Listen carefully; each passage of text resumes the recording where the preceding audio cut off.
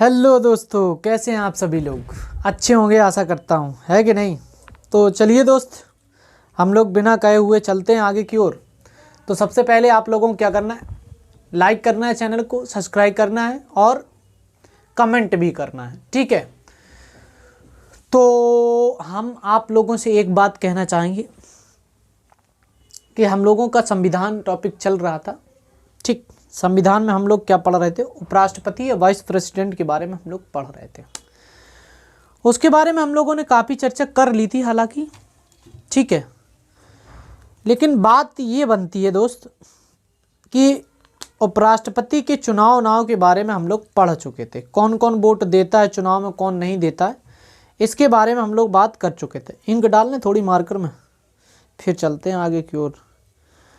तो भाई ऐसा हुआ कि मतलब जब राष्ट्रपति जी नहीं होता है तो उपराष्ट्रपति उसके कारणों को करता है, ठीक।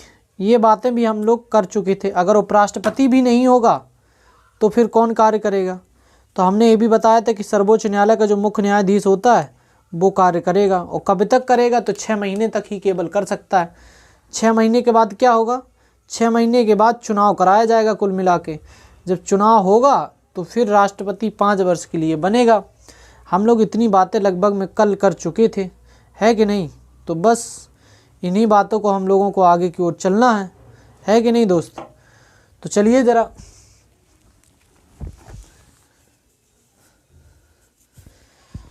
चलिए दोस्त, हम लोग स्टार्ट करते हैं आगे की ओर। मतलब अपना जो टॉपिक चल रहा था उपराष्ट्रपति, उपराष्ट्रपति के बारे में अब हम लोग पढ़ेंगे। उपराष्ट्रपति या वाइस प्रेसिडेंट के बारे में पढ़ना है।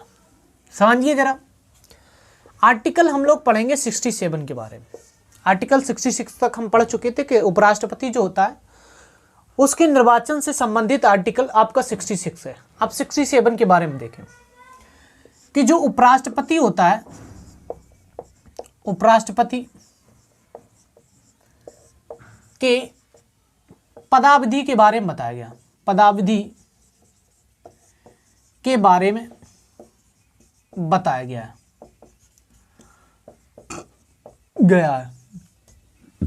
समझिए जरा, पदावधि का मतलब होता पद की अवधि। अवधि का मतलब है कि वो अपने पद पर कितने समय तक रह सकता है, ये बात बताएगी।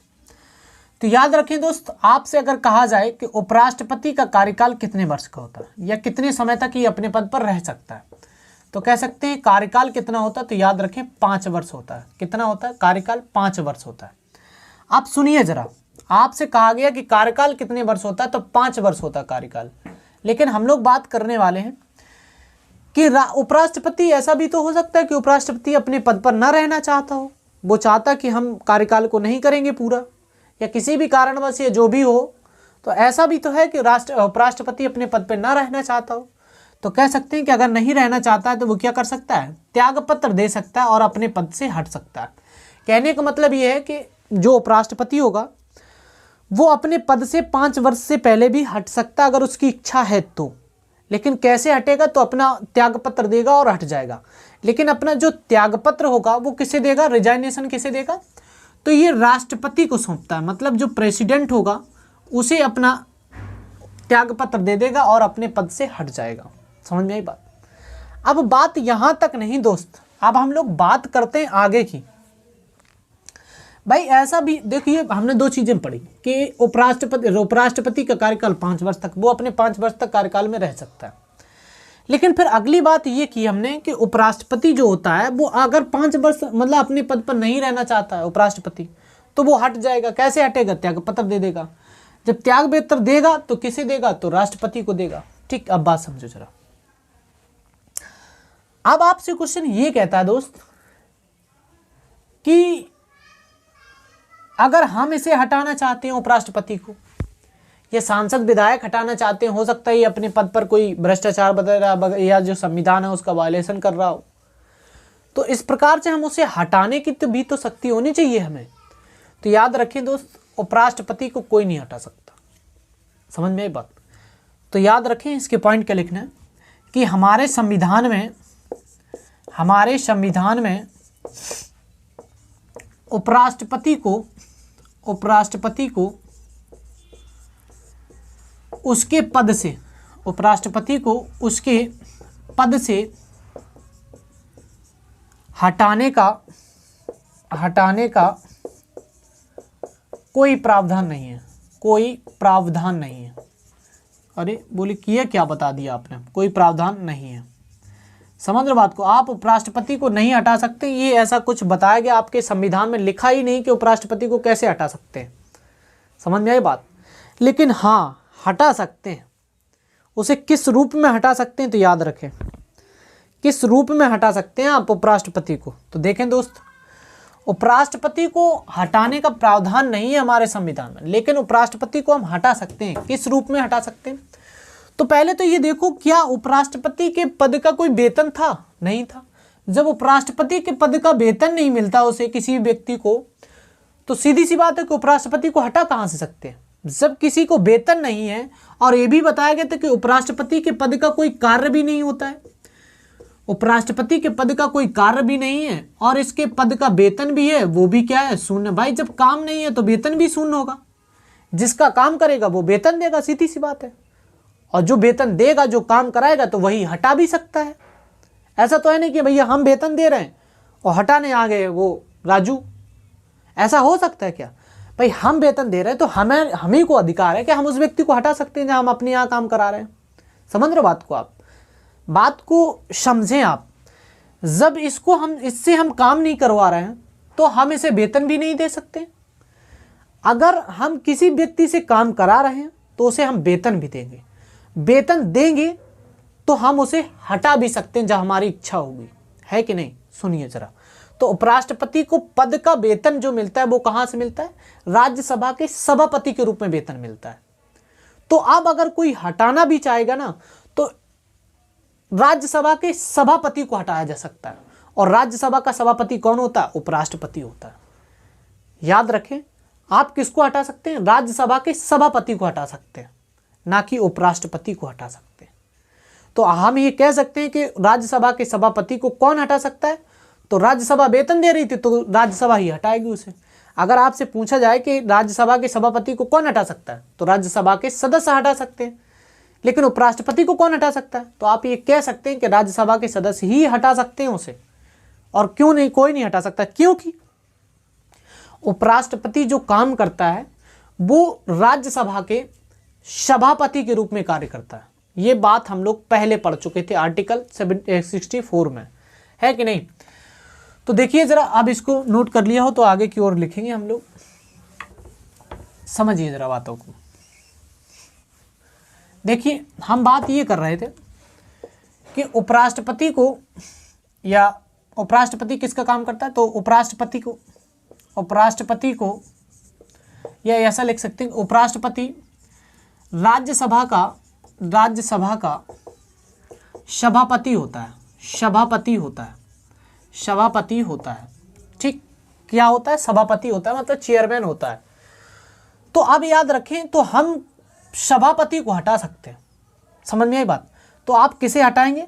तो राज्यसभा के सभापति को हटाएंगे। किसको हटाएंगे? सभापति को हटाएंगे आप। और सभापति को कौन हटा सकता है? किसके घर का मालिक है? तो आप ये कह सकते हैं कि राज्यसभा के सदस्य ही इसे हटा सकते हैं। कौन हटा सकता है? राज्यसभा के सदस्य इसे हटा सकते हैं। किसे हटा सकते हैं? तो याद रखें, राज्यसभा के सदस्य ही उपराष्ट्रपति को हटा सकते हैं। लेकिन राज्यसभा के सदस्य ऐसे नहीं हटा सकते। राज्यसभा के सदस्य जो होंगे वो 14 दिन एक प्रस्ताव लाएंगे। क्या करेंगे? 14 दिन पहले उपराष्ट्रपति जी को इस बारे में सूचना देंगे कि हम आपको हटाने जा रहे हैं। जब 14 दिन पहले एक प्रस्ताव ला करके इसे देंगे, तो फिर क्या होगा कि इस प्रस्ताव को जो राज्यसभा होगी उसे विशेष बहुमत से पारित करेगी। मतलब 2/3 सदस्यों से क्या करेगी? राज्यसभा सदस्यों से वो क्या करेगी? पारित करेगी। जब 2/3 सदस्यों से वो पारित कर देगी राज्यसभा, तब क्या होगा? इसे 2/3 सदस्यों से पारित कर दिया राज्यसभा ने। जब 2/3 सदस्यों से पारित हो गया, ये जब पारित हो जाता तो भैया अब क्या होगा? जब पारित हो चुका है तो अब क्या होगा? अब पहुंचेगा लोकसभा के पास। किसके पास? लोकसभा के पास। हालांकि देखिए, पूरी शक्ति जो होती है वो किसके पास होती है? राज्यसभा के सदस्यों के पास होती है। वही हटा सकते हैं उपराष्ट्रपति को। जबकि लोकसभा के सदस्य बिल्कुल भी नहीं, हटाने की भी नहीं सोच सकते उपराष्ट्रपति को, इन्हें कोई अधिकार नहीं होता लोकसभा के सदस्यों को। लेकिन फिर लोकसभा के पास क्यों भेज रहे हैं उस प्रस्ताव को? भैया इसलिए भेज रहे हैं कि यार संसद का पार्ट है तो गरिमा तो बनी रहे थोड़ी बहुत, इसलिए इसके पास भेज देते हैं। मान के चलिए आपके दादा हैं और आप हैं, लेकिन अब आपके दादा बुजुर्ग हो गए, समझ में आई बात? अगर वो आपके यहाँ मान के चलिए कोई व्यक्ति आपसे काम कराना या कोई भी काम है घर का, तो वो सदस्य आपसे मिलेगा क्योंकि आप प्रमुख हैं। अब आपके पापा जो हैं, दादा हैं, वो क्या हैं, थोड़े बुजुर्ग हो गए आप। लेकिन आपका कर्तव्य ये बनता है कि आपसे तो वो काम लेगा ही, मतलब बात तो की करेगा ही करेगा, लेकिन आपके दादा से भी संपर्क करेगा, मतलब थोड़ी बहुत सलाह लेगा जरूर, है कि नहीं? मतलब अब जब हम क्यों पूछेंगे? क्योंकि दादा ये हमसे ना कह पाए कि तुमने हमसे नहीं पूछा था, या उस घर की गरिमा बनी रहे कि नहीं ये दादा बुजुर्ग हैं तो इनसे पूछ करके ही कोई काम किया जाए। तो हम ये कह सकते हैं कि लोकसभा से भी पहुंचता है, और लोकसभा क्या करती है, इस प्रस्ताव को साधारण बहुमत से, मतलब 1/2 सदस्यों से क्या करेगी, 1/2 सदस्यों से इसे पारित कर देगी। इसे जब पारित कर देगी, 2/3 सदस्यों से जब पारित कर देगी, तो क्या होगी, ये जो उपराष्ट्रपति होगा वो क्या होगा, अपने पद से हट जाएगा। समझ में आए बात? तो किस रूप में हटा सकते हैं, कौन हटा सकता है, कौन नहीं हटा सकता है, ये बारे में आपको पता होना चाहिए। समझ में आई बात? अब देखिए क्वेश्चन बहुत है यहाँ से, अच्छा बहुत गजब का क्वेश्चन बनता है, समझिए जरा क्या क्वेश्चन बनता है, समझे। आपसे क्वेश्चन ये बनता है, समझे जरा क्या बनेगा। आपसे क्वेश्चन क्या बनता है, आप ये समझे। आपसे क्वेश्चन ये बनता है कि राज्यसभा के सभापति का कार्यकाल कितने वर्ष का होता है? कार्यकाल कितने वर्ष का होता है? कितने वर्ष का होता है? देखो दोस्त, आपसे क्वेश्चन उसने ये पूछा कि राज्यसभा के सभापति का कार्यकाल कितने वर्ष का होता है। एक बात हमारे दिमाग में बहुत अच्छे से गूंजती है कि संसद के 3 पार्ट होते हैं, एक लोकसभा होती है और एक राज्यसभा होती है और एक आपका राष्ट्रपति होता है। ये 3 सदस्य होते हैं या 3 सदन होते हैं किसके, संसद के। अब बात यहां तक नहीं, हमें और आगे तक चलना था कि जो राज्यसभा होती है ये और ये, मतलब राज्यसभा जो होती है, इसे हमने ये पढ़ा था कि इसका कार्यकाल जो होता है वो 5 वर्ष होता है इसका, और इसका 6 वर्ष होता है, और इसका 5 वर्ष मतलब 5, 6, 5 के बारे में पढ़ा था। कहने का मतलब ये था दोस्त कि जो 6 वर्ष होता है कार्यकाल वो राज्यसभा के सदस्यों का होता है। लेकिन उसने यही पूछ दिया कि राज्यसभा के सदस्य का कार्यकाल या सभापति का कार्यकाल कितने वर्ष का होता है, तो हम तुरंत से ऐसे टिक करते हैं कि 6 वर्ष होता है राज्यसभा के सभापति का कार्यकाल। लेकिन आपने बात नहीं समझी गुरु, क्या कि राज्यसभा के सभापति का कार्यकाल कितना होता है। तो आप समझिए कि जो सभापति है वो है कौन, सभापति जो है वो कौन है, उपराष्ट्रपति है। तो अब आप एक चीज दिमाग लगा सकते थे कि जो वाइस प्रेसिडेंट होता है क्या वो राज्यसभा का सदस्य होता है? अगर ये राज्यसभा का सदस्य होता तो इसका कार्यकाल 6 वर्ष होता। अगर ये राज्यसभा का सदस्य नहीं है तो इसका कार्यकाल 6 वर्ष नहीं होगा। तो अब आपको ये बताना है कि क्या उपराष्ट्रपति राज्यसभा का सदस्य होता है? तो आप क्या बताएंगे, नहीं होता है। क्यों नहीं होता है? तभी तो इसके साथ में लगा होता है पदेन सभापति। तो पदेन का मतलब होता है ये उस पद पर बैठा है लेकिन उस सदन का सदस्य नहीं है। कौन? उपराष्ट्रपति। तो याद रखें, उपराष्ट्रपति राज्यसभा का सदस्य नहीं होता है दोस्त। जब ये सदस्य नहीं होता तो इसका कार्यकाल 6 वर्ष नहीं होता है। तो इसका कार्यकाल कितना होता है? तो आपको ये लगाना है कि इसके सदस्य का कार्यकाल या सभापति का कार्यकाल 5 वर्ष होता है। ठीक है, ये क्वेश्चन आपसे भटका सकता है और हमें पता भी होती हैं सारी चीज़ें, लेकिन हम गलतियां ये करते हैं कि उसने क्या दे दिया, राज्यसभा के सभापति का कार्यकाल कितने वर्ष का होता है, लेकिन एक्चुअली में होता कितना है, 5 वर्ष होता है। ठीक है दोस्त, तो इसको नोट करें, फिर इसके बाद में हम लोग आगे की ओर चलेंगे। ठीक, नोट करें। अभी हम लोगों ने आर्टिकल 67 पढ़ा, अब 68 के बारे में पढ़ने जा रहे हैं। ठीक, नोट करिए।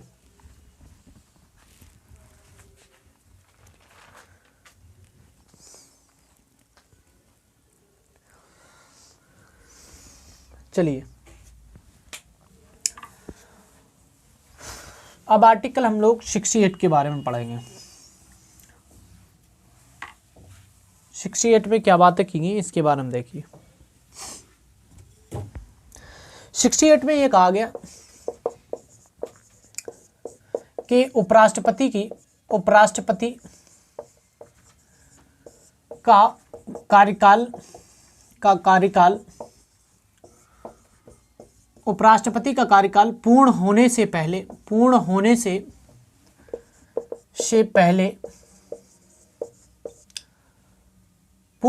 पहले चुनाव करा लिया जाएगा।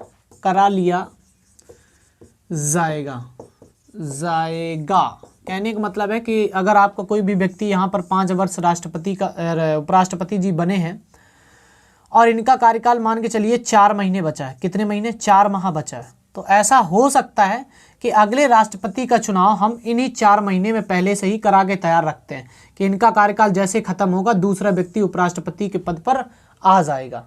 ठीक है, मतलब दूसरा व्यक्ति जैसे आएगा ये तुरंत हट जाएंगे। ऐसा नहीं कि भैया इनका 5 वर्ष कार्यकाल हो जाएगा फिर हम चुनाव कराएंगे, फिर यहाँ पर क्या होगा ये आकर के बैठेंगे, तो ऐसा नहीं होता। मतलब मतलब समय होने से पहले ही हम लोग चुनाव करा लेंगे। इसके बारे में बात हमसे 68 में बात की गई है। अब समझिए ज़रा, हम लोग बात ये यहाँ तक करते हैं, कहने का मतलब है कि हम लोग चुनाव इनका करा लेते हैं, बस इतनी पॉइंट है इसमें और कुछ है नहीं ज़्यादा खास विशेष। ठीक, तो आप लोग इसके आर्टिकल 68 के बारे में नोट करें, इतना ही है और कुछ ज़्यादा नहीं। अब आर्टिकल हम लोग बात करने वाले हैं आर्टिकल 69 के बारे में। देखिए आर्टिकल 69 में क्या बातें की जाती हैं ये समझिए ज़रा। आर्टिकल 69 में ये कहता है कि जो उपराष्ट्रपति होता है, उपराष्ट्रपति की ओथ के बारे में बताया गया। उपराष्ट्रपति की शपथ या ओथ के बारे में बताया गया। क्या है? उपराष्ट्रपति की शपथ। उपराष्ट्रपति की शपथ को राष्ट्रपति दिलाता है। क्या है? राष्ट्रपति दिलाता है।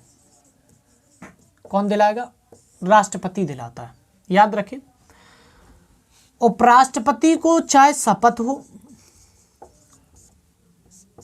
ठीक, या चाहे नियुक्ति हो, उपराष्ट्रपति की नियुक्ति और शपथ राष्ट्रपति करता है। मतलब प्रेसिडेंट जो है वो इसकी अपॉइंटमेंट भी करता है इसे और इसे ओथ भी दिलाता है। लेकिन उपराष्ट्रपति अपना त्यागपत्र भी किसे देता है?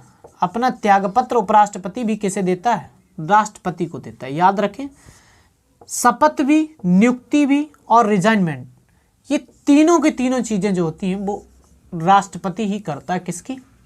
उपराष्ट्रपति की। ठीक, इन तीनों बातों को नोट करें, फिर आगे की ओर चलते हैं हम लोग। नोट करिए।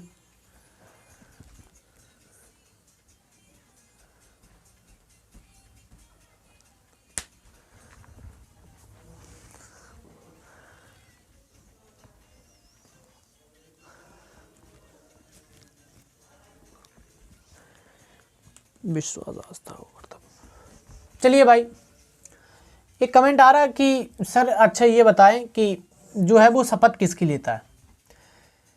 ये आत्मविश्वास, मतलब संविधान में आत्मविश्वास रखेगा, विश्वास,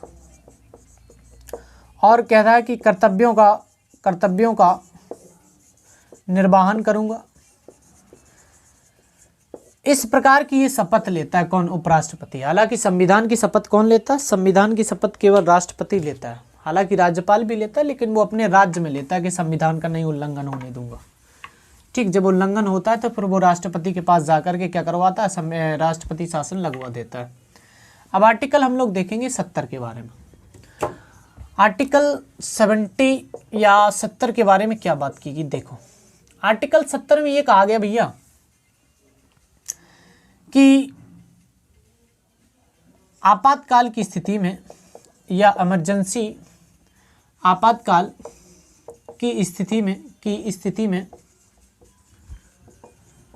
राष्ट्रपति के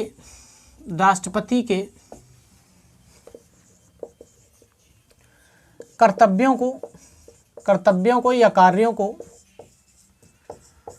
संसद करने में सक्षम होती है, संसद करने में सक्षम होती है, सक्षम होती है, ये बात आपको बताएगी। होती है, कौन होती है सक्षम? तो आपके आपातकाल की स्थिति में संसद जो होती है वो इसके कर्तव्यों को निभा सकती है। कौन कर सकती है? संसद। किसके? राष्ट्रपति के। ये बात आपकी आर्टिकल 70 में बात बताई है। समझ में आई?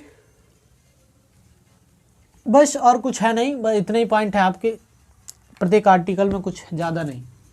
अब आर्टिकल 70 हो जाता है 71 के बारे में। देखिए आर्टिकल 71 में क्या बात की गई, समझिए जरा।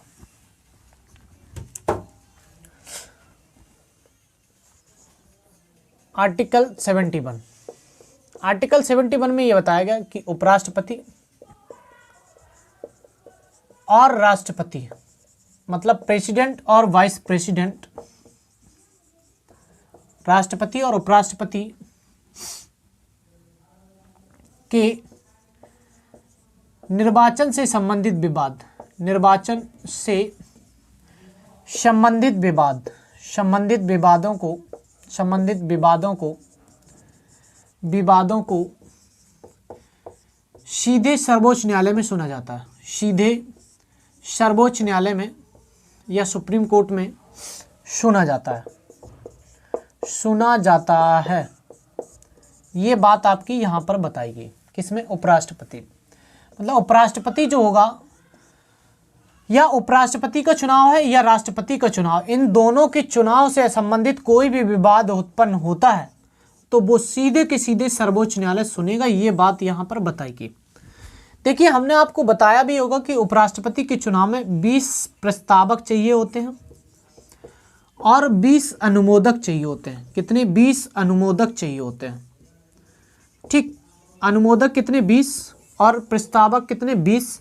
जबकि राष्ट्रपति के चुनाव में 50 क्या चाहिए? प्रस्तावक चाहिए होते हैं और 50 ही आपको क्या चाहिए? अनुमोदक चाहिए होते हैं। अनुमोदक कितने? 50। इस तरीके की ये कंडीशन बनती है जो आपको फॉलो करनी होती है। समझ में आई बात? तो इन बातों को आपको याद रखना है और इनको नोट करना है। ठीक है, तो हालांकि आर्टिकल आपके जो होते हैं वो कंप्लीट हो जाते हैं, लेकिन कुछ और बातें हैं जो हम उपराष्ट्रपति के बारे में बात करने वाले हैं। देखिए जरा और क्या बात है। बात ये है, बस बात क्या है देखें जरा उसके बारे में भी।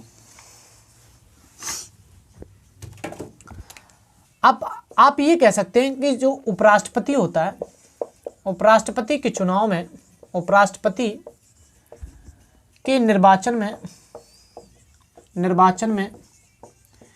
इस बात को लेकर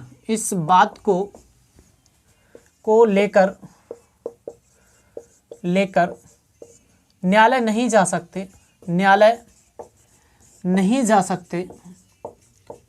सकते कि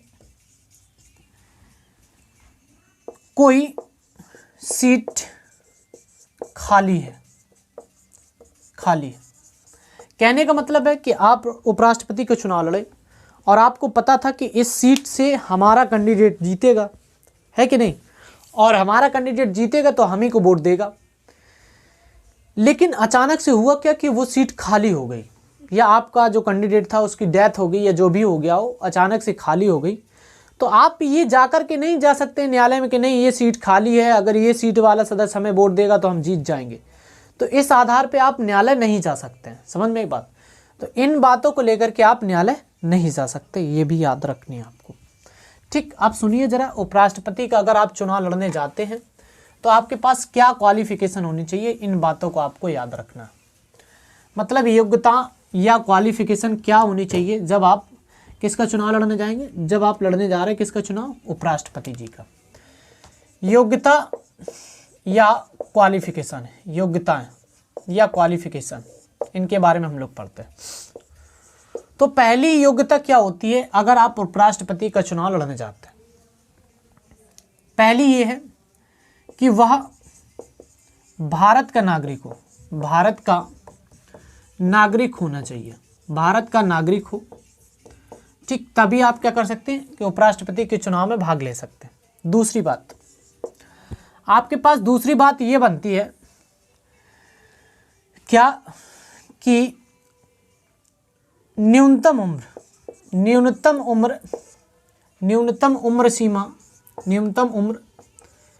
35 वर्ष होनी चाहिए, 35 वर्ष होनी चाहिए।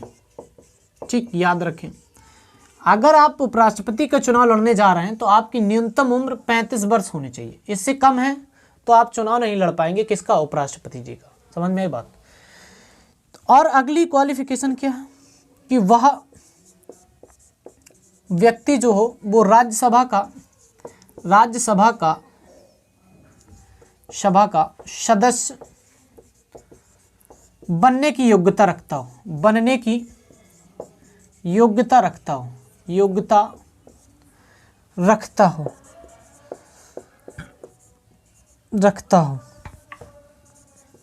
ठीक, ये भी आपको बात याद रखनी है।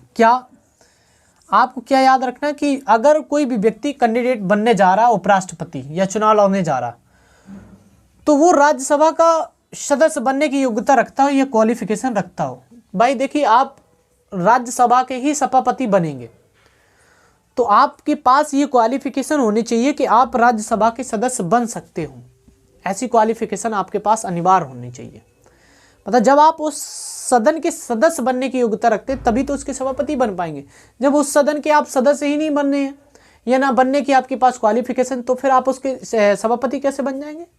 ठीक, तो ये भी आपके पास कंपलसरी है।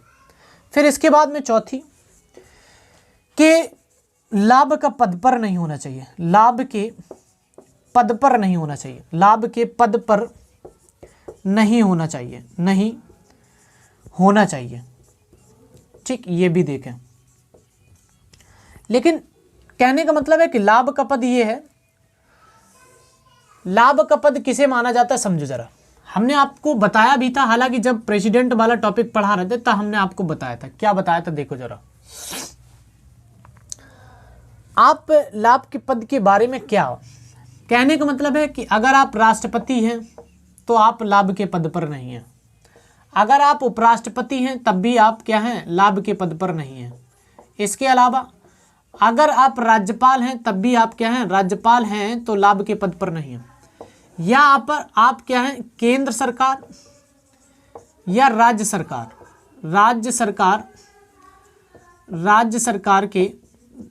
सरकार के मंत्री अगर आप हैं, मंत्री के पद पर हैं तब भी आप क्या हैं? मंत्री अगर आप हैं तो लाभ के पद पर नहीं हैं। या आप केंद्र या राज्य के सांसद या विधायक हैं तब भी आप क्या हैं? लाभ के पद पर नहीं है। ये बातें आपको याद रखनी है। कहने का मतलब है कि ना आप सांसद हो ना विधायक हो तब भी आप लाभ के पद पर नहीं माने जाए। मतलब अगर आप सांसद हैं, विधायक हैं तो आपके लाभ के पद पर नहीं है आप। कहने का मतलब है कि अगर आप सरकार, केंद्र या राज्य सरकार के कोई भी सरकारी नौकरी में कार्यरत हैं तो फिर आप लाभ के पद पर हैं।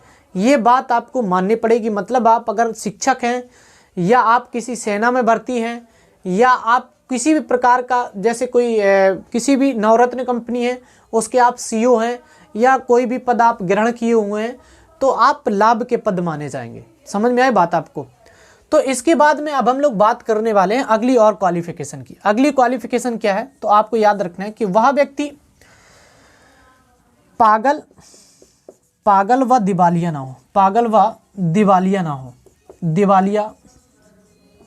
ना हो। ठीक, मतलब जिस व्यक्ति के बारे में बात करने वाले हैं हम कि वो व्यक्ति जो है वो पागल ना हो ना ही दिवालिया हो। कहने का मतलब ऐसा ना हो कि भाई ये पागल है और वो उपराष्ट्रपति बना दिया गया उसे, तो ऐसा नहीं होना चाहिए। मतलब पागल का मतलब ये है कि डॉक्टरों की टीम के द्वारा उस व्यक्ति को पागल घोषित किया गया। ऐसा नहीं कि आपकी क्या मित्री ने बोल दिया पागल कहीं का नालायक, तो आप पागल नहीं हैं। समझ रहे हो? पागल क्या है? पागल का मतलब है कि डॉक्टरों की टीम के द्वारा आपको पागल घोषित किया गया हो। समझ रहे हो? ऐसा नहीं मम्मी पापा ने बोल दिया पागल तो आप पागल हो गए, ऐसा नहीं भैया, ऐसा नहीं है। समझ रहे हो? डॉक्टरों की टीम ने आपको पागल घोषित किया हो, आप माइंडली क्या हो? पागल हो। इसके बाद में दिवालिया का मतलब क्या होता है कि दिवालिया का मतलब होता है कि आप पैसा क्या कर रहे हैं? आप पैसे को, मतलब आपने कर्ज लिया। कहाँ से कर्ज लिया? बैंकों से। और बैंकों को कर्ज लिया और फिर आपने उसको चुकाया नहीं और आप क्या है? विदेश में भाग गए। तो कहने का मतलब है कि आप विदेशों में भाग गए बिना कर्ज को चुकाए हुए, तो ये कह सकते हैं कि दिवालिया होता है। जैसे दिवालियों के बारे में आपने देखा होगा कि जो आपके अभी दिवालिया देखे गए थे, कौन कौन देखे गए थे? एक विजय माल्या भागा था, कितना पैसा मार के भागा था, है ना। और जैसे कि आपका विजय माल्या हो गया, और एक व्यक्ति और था, उसका क्या नाम, नीरव मोदी। नीरव मोदी भी सरकार का पैसा लेकर के भागा था। कहने का मतलब है कि ये व्यक्ति जो होते हैं वो सरकार का पैसा लेकर के भाग जाते हैं, या कह सकते हैं बैंकों से कर्ज लेकर के भाग जाते हैं, लेकिन ये मतलब नहीं आते। तो इस प्रकार के व्यक्तियों को क्या कर दिया जाता है? दिवालिया घोषित किया जाता है। तो अब ये लोग चुनाव नहीं लड़ सकते कभी भी, ठीक है, क्योंकि दिवालिया घोषित हो चुके हैं। और दिवालिया कौन घोषित करता है? तो ये बैंक घोषित करती है, ठीक, बैंक घोषित करती है कि ये व्यक्ति दिवालिया है। हम या आप दिवालिया नहीं घोषित करते। किसी के हमने 5,000 रुपये ले लिए या 10 रुपये ले लिए और हमने उसको अगर नहीं दिए तो उसने कह दिया दिवालिया, तो आप ऐसे दिवालिया नहीं, आपको बैंकों द्वारा घोषित किया गया और आपको दिवालिया। ठीक है, बात समझ में आई कि नहीं? तो इन बातों को नोट करें, फिर इसके बाद में हम लोग आगे चलते हैं। उपराष्ट्रपति के और बारे में एक आध दो पॉइंट बचे जो कि इतने ही रखेंगे, फिर इसके बाद में चलेंगे।